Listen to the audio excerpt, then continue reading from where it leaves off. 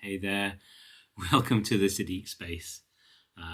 Whether you're watching this on the Substack or the YouTube or wherever else, welcome. I was hoping to do one of these book videos every month or so, but just been so crazy busy with every aspect of the work that they're just going to have to be when they are.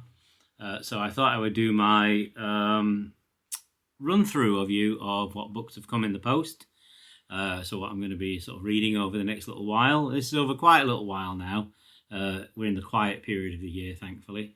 August, September tends to be quieter. Things start ramping up for October. We've got a lot of festivals and things.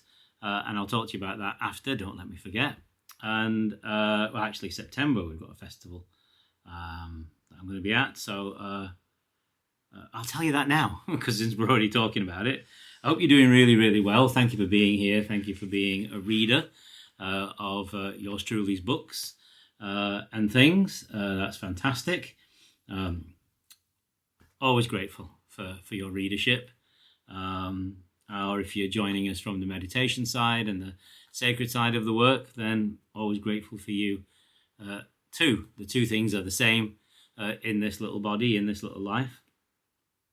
So one lovely thing, talking about festivals, and we'll get to books in a minute, is that yours truly is one of the Contain Strong Language, BBC Contain Strong Language Festival poets this year, or writers this year. As far as I know at the moment, I'm appearing at 4 events, some of which may be on national radio. And if you look on my website, johnsiddique.com, I've put like a little kind of tour schedule together because I'm doing this and then I'm doing stuff with Writers Mosaic and the Royal Literary Fund and stuff as well. So some events are my own, like this, and some are hosting. And who else is going to be at this? Let me just flick through, see who I know just by their pictures because I've got the wrong glasses on. So let's see who I know. Nabila Ahmed, who I've actually commissioned to do a monologue for us recently. Wrong glasses. Kieran Higgins, who I'm actually chairing an event with on Irish diasporic writing in October. So you might want to join me in Sheffield for that.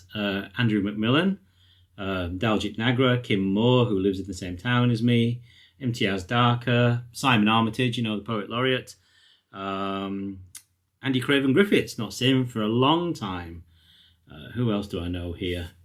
I'm just going off who I know. Testament, recently commissioned him to do some stuff as well. So I'm kind of, I'm trying not to be in the commissioning editor sort of mode, Writers Mosaic, Royal Literary Fund mode. I'm going to actually just try and be me at this. Of course, I'll fail and both parts will operate.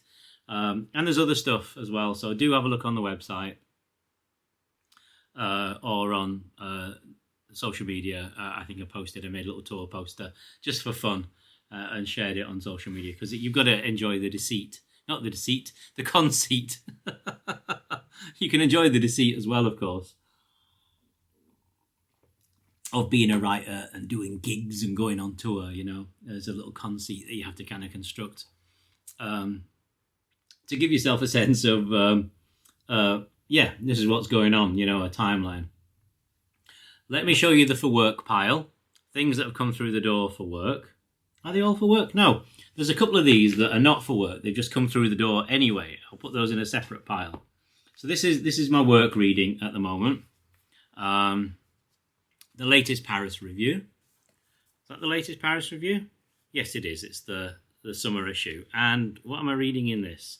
I haven't really started yet. I just had a bit of a peruse. It looks, I have to say, the spring issue didn't do anything for me. But this one looks more like it somehow. And I don't know what it is that tells you that. but sometimes you pick something up and you go, yeah, no, there's nothing for me here. And other times you pick something up and it's like, yeah, okay, I am going to take some time and really dig into this. So, latest Paris Review. And of course, there's also the most recent New York Review of Books as well. And so, as I've said in videos before, I access certain things just so that I feel like I'm in the zone with things, know what's going on. And even though these two are from the US, I get a good sense of the literary world from these. So I'll just put them down there. So these are other things that have come in the post, and some I have no clue what they are. They have come in the post, and they're waiting for me to kind of actually pick them up, look at them. And the first time I'm handling them, besides taking out the envelope, is with you now. So we have Kit de Waal's new novel, The Best of Everything. And all I know about this is that I will be at Contain Strong Language, and Kit will be at that. And we're both at Birmingham Literature Festival. But in the Birmingham Literature Festival, I'm there as Writers Mosaic Royal Literary Fund, hosting an event on Malcolm X and the legacy of Malcolm X. And I'm particularly interested in the last year of Malcolm X's life, because when I think about Malcolm X, I find that, when you look at the memes and the social media and all that sort of thing, that people have their Malcolm X and they try to almost like pull certain things out of the stories and the speeches and so on to give their thing credence and identity. And I'm actually much more interested in the underlying spiritual journey of Malcolm X, being a spiritual teacher and all that. And actually, in my own reading of Malcolm X, I feel that it's that return to his soul continuously at every stage of all the different Malcolm X's that we think we know, that actually leads him to kind of say, hey, this is not all that it could be, and I'm moving on from this. And he does that over and over again, including giving up, being in the Nation of Islam, going on his own journey in the last year or so, his beginning to talk about us needing to come together and so on, and work together more, and the kind of underlying spirit of what that might look like. Of course, the last piece that Malcolm X wrote was for the Egyptian Gazette on Palestine, and he was murdered soon after. About 6 months after that came out, he was at the Orbidon Ballroom in New York, saying, this is the way we have to go now, because he travelled extensively after the Hajj and that he made, and came to some new conclusions. He wanted to present that, and we never got that bit. So I've put this event together, sort of hopefully exploring with three great people, Sue Brown, the poet, Bonnie Greer, the playwright, who you might know of, and Professor Kehinde Andrews, whose book Nobody Can Give You Freedom, which is a book that says it's the real mission of Malcolm X. Haven't looked at it yet, so it'll be really interesting to kind of have a look at that as well. So I'll be hopefully bumping into Kit. Our publicist has just sent me the book, it seems, and of course she specialises in her developmental side of things. She's very interested in supporting working class writer. So I'd be very interested in talking to her and seeing if there's something we might do together as well. So there we go. I have read this and just yesterday interviewed Jason Allen Passant, who is a T.S. Eliot and Ford Prize winning poet. And this is his new book, which is kind of a combination of memoir, plants, earth, memory, excavation, autofiction, research. It's very hard to describe what the book is. It's a very beautiful book. And I had the pleasure of sitting down for a second conversation, because I actually came across Jason quite early on and thought, oh, interesting, this could be interesting, when his first book of poetry was just about to come out. So I had a recorded conversation with him then, which you can find on the Writers Mosaic website. And I recorded a 40-minute interview with him yesterday on this book. and some of the underlying themes of this. This I'm really excited for, and this was hard to get. This is, I haven't started this. I've got my bookmark in, ready to start. I have these beautiful bookmarks. Let me show you my bookmark. I know I'm supposed to be enthusing about books, but look at these. These are bamboo bookmarks from China. There's a beautiful shop in Manchester gets them for me, or has them. And I request them quite often. I go through loads of these. And they're just my favourite thing, with a lovely tassel. So the book is Heart Lamp by Banu Mushtaq. And as if you're an avid reader, will know, she is the winner of the English Pen Award and the winner of the 2025 International Booker Prize. And I have reached out to her people, and hopefully we'll be doing an interview with her in the not too distant future. They're saying, yes, let's make it work. Let's see if we can make it work. So, yeah. And if you don't know, Heart Lamp is 12 stories written across quite a long period of time. Banu Mushtaq is a journalist. And so these were published between 1990 and 2023. And they're about the lives of Muslim women in India, in the southern regions. And just kind of glancing at it, I just know that I'm going to just enjoy this as well. And just in terms of just simple representation, it's just such a beautiful thing to see. What's amazing is, of course, published by a relatively small press, not picked up by the larger presses. Duh. Yet the Paris Review had spotted her a few years ago and ran one of her stories. So that's really nice to know.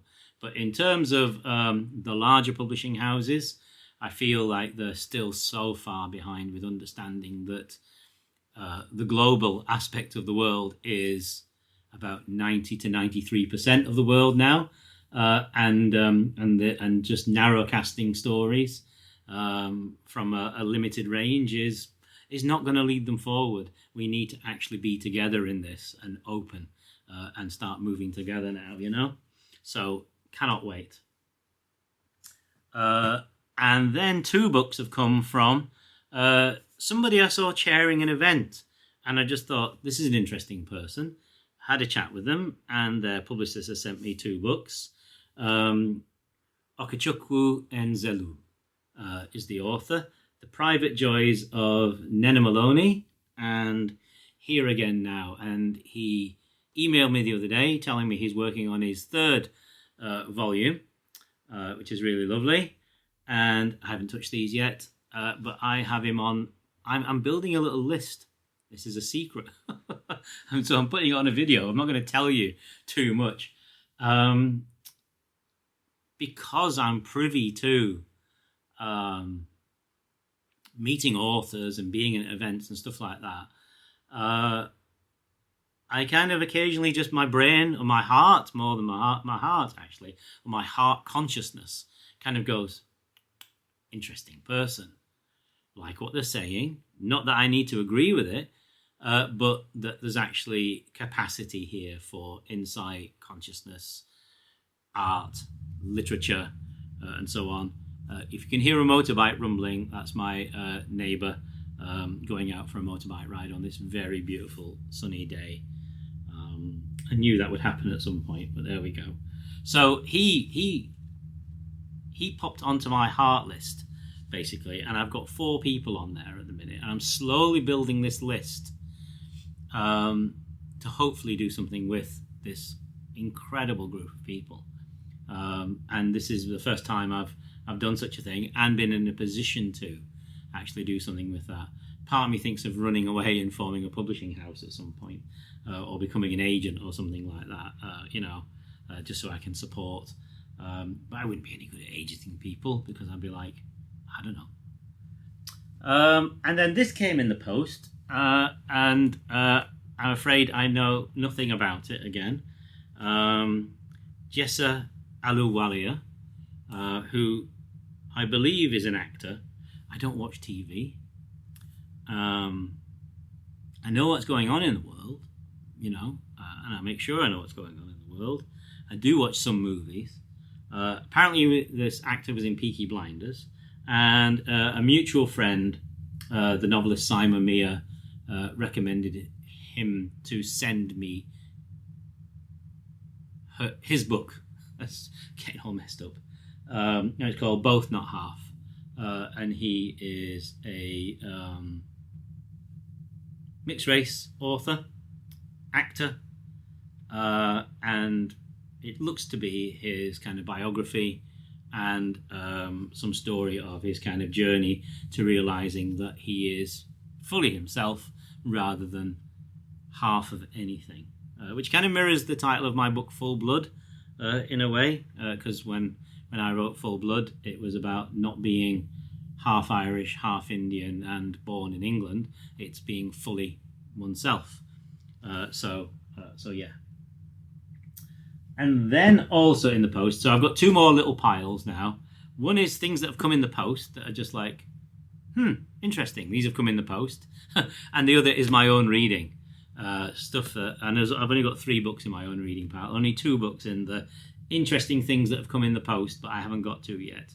So the first is a book called Kingfisher by Rosie Kelly. And Rosie lives in the town I live in, and she works for the Arvin Centre, which is just up the road, which we're looking to do some work with. And it looks to be a book about an academic who becomes infatuated with a poet, their colleague, and this brings up a load of kind of shadow material and affects a lot of people's lives.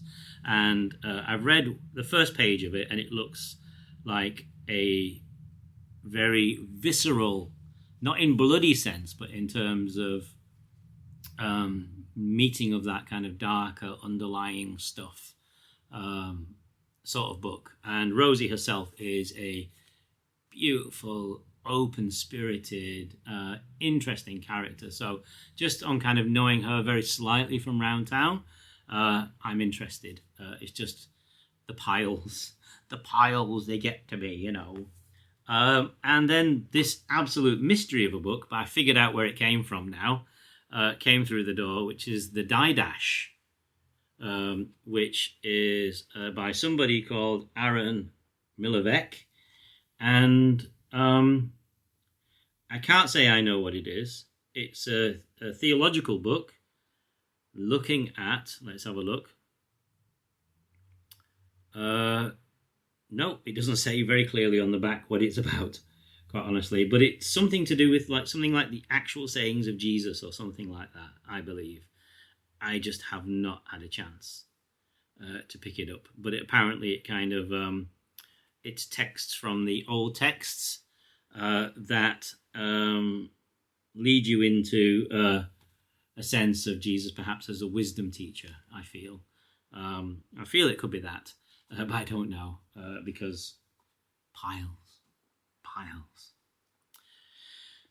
And I am rebelling and reading some of my own stuff because I started getting a wee bit overwhelmed before taking a vacation recently. My first vacation in a couple of years, and after all these sort of deaths in the family and friends and so on.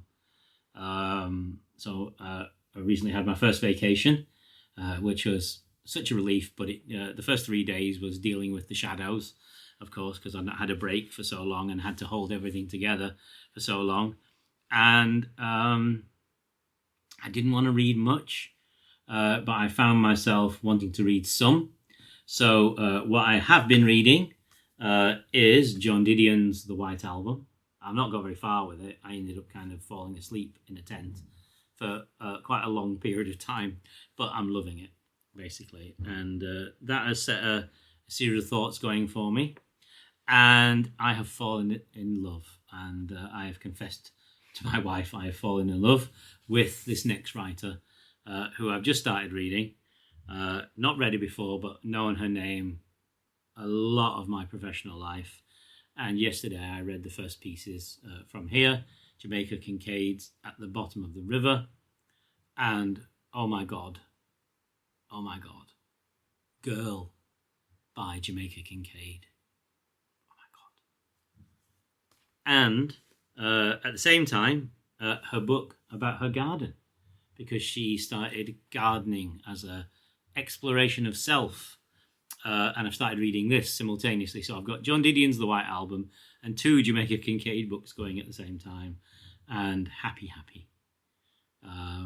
And the thing with Jamaica Kincaid, I can tell you already, even though I've only just begun my journey, is that from the first line of Girl in At the Bottom of the River, you trust her voice, or I trusted her voice. And I remember this with when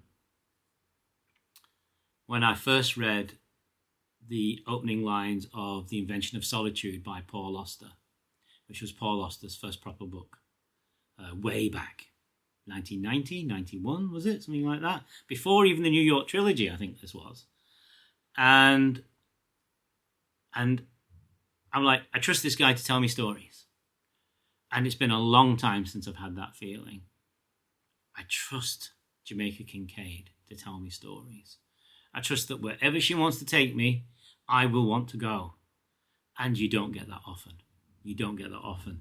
So I am excited. With John Didion, I know what's going on, kind of thing. It's brilliant. And yet you're like, this is interesting, kind of thing. And then kind of like, my God, what's going on here, sort of thing. But she does take you to some really interesting places. But for me, there's always a kind of slight, okay, But with this, wow. So that's my excitement at the minute. So if you've read these, do let me know. A huge John Didion fan, let's face it. I'm not going to, not read this, as it were. There's times where she's just a bit too much with her line of what she's trying to do. And it kind of cracks very slightly. And I like to stay in the dream of the written piece. I like to remain in it. So when something throws me out because like the author's like showing me that they know what they're doing too much in a demonstrative fashion, it kind of like, I'm like, just tell me the goddamn story, will you? And she can do that sometimes. Other times, she's astonishing. This, from the first minute, just pure love. I want to read every single word this woman has written. And I will. So there you go. So that's it. So we have the work pile. Okay, thanks. Lovely. I'll take a look at those pile. Rosie's book, for sure, the die dash, I will sit with that, because and I know where it comes from now. So I've got a wonderful friend who is a religious teacher. He's been very poorly recently, actually, and so he's been struggling with a lot of things. But he was a high school religious studies teacher. And so his world of knowledge is huge, and occasionally he will send me something out of the blue. So he must think that this somehow touches into my work in some way, my sacred work, and wants me to have a look at it. So I shall definitely do that. And then just for my own sanity, pleasure, love, heart, reminding me what it is to be an author, we've got John Didion and Jamaica Kincaid going on at the moment. So there you go. So do let me know what you're reading in the comments below if you feel like. And if you've got any genuine excitements going on, what has genuinely excited you, do share. Have you made a discovery like Jamaica Kincaid, like I've just made, and you're just like, wow, I need to tell everybody. That's the effect that's had on me. Then do let us know. That'd be really lovely. I'm sorry about the shifting light here. It's a really blistering hot day outside. So I've got like half curtains closed in order just to be able to sit in the room. So if the light has been going up and down a wee bit, that's the way it is sometimes on a video.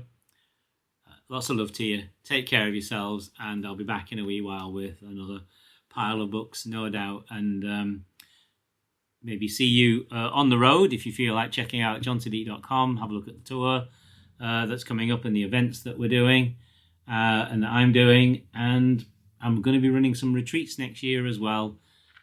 Living from your soul, deep meditation stuff about just genuinely living as yourself and life having your back.